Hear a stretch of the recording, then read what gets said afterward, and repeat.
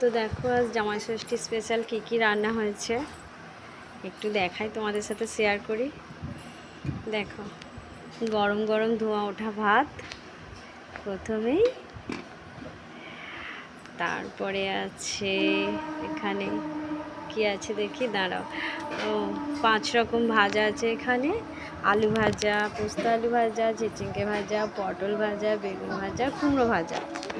এখানে আছে চাটনি আমের, আর আমটা কাঁচা এনেছিল কাল, বাট আজ পেকে গিয়েছে, ওই জন্য। ওখানে আছে পাঁপড়, আর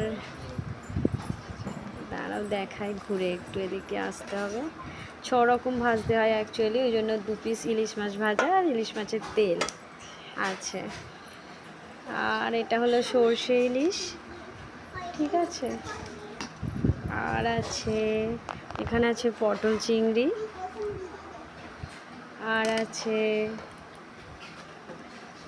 এটা হলো চিকেন কষা, বেশ সুন্দর লাল লাল হয়েছে দেখতে। আর এখানে আছে স্যালাড একটু,